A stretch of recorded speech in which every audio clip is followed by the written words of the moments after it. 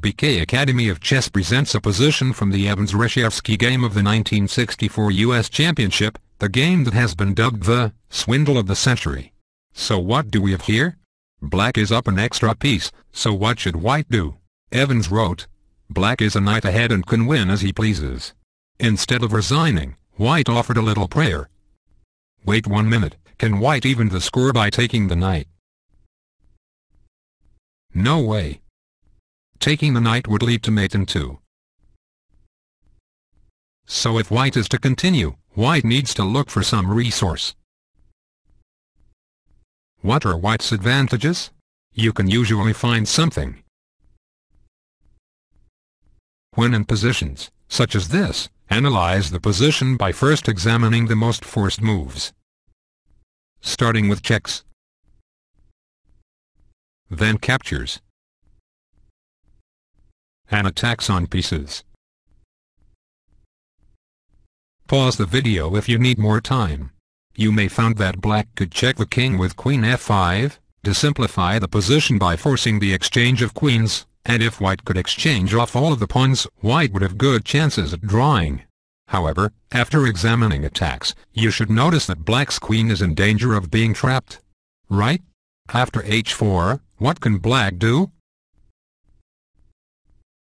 Aside from checking the king with rook e2, there's only 2 squares for the queen to safely move to, g6 and h6.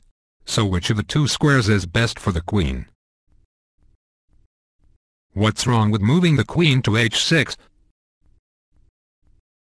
White could then even the score by taking the knight with g takes f4. So this limits black's options, queen g6, or checking the king with rook e2. Now that you have a good understanding of what's going on, let's see how black gets swindled. White played on with the move h4, and black played rook e2, just what white was hoping for. So, after king h1, can you find how black could possibly get swindled? A swindler has many weapons, such as time, stalemate, perpetual check, surprise mating attacks, and so forth. Resorting to hocus-pocus hand movements, pointing here and there, or making noises by clearing your throat, coughing, sneezing are not the type of resource that we are talking about. That's outright poor sportsmanship. But in street chess, like in New York, or like in a Skittles room at a tournament, a hardcore swindler may even resort to trash talking like, "Come on man, what you got? Watch out for that queen. Ah. Go ahead and take the pawn. Look at this dude, he's confused and don't know what to do." If you play in such environments, you have to learn how to block out all of the distractions.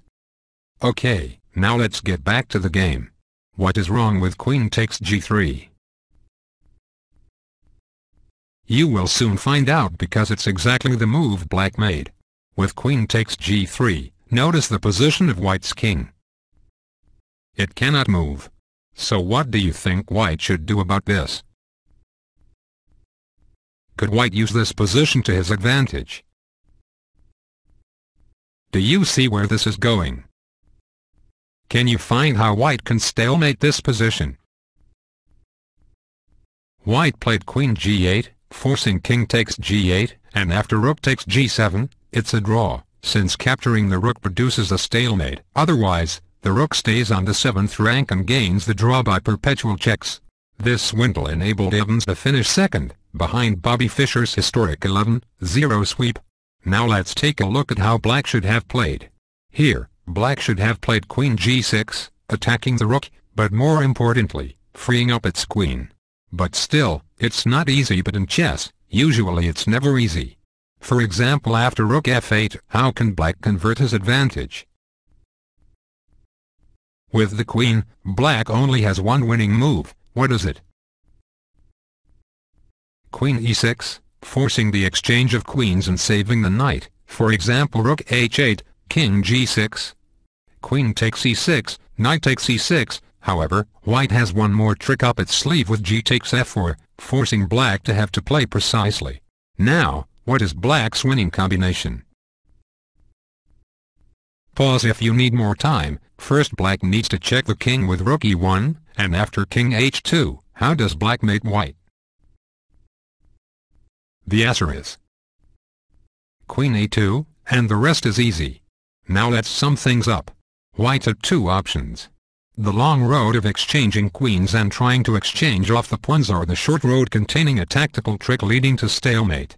The computer recommends exchanging the queens, but white took the short road and black overlooked the tricky stalemating tactic. I hope you enjoyed this video, and thanks for tuning into BK Academy of Chess, where together we build, and over the board we even the score.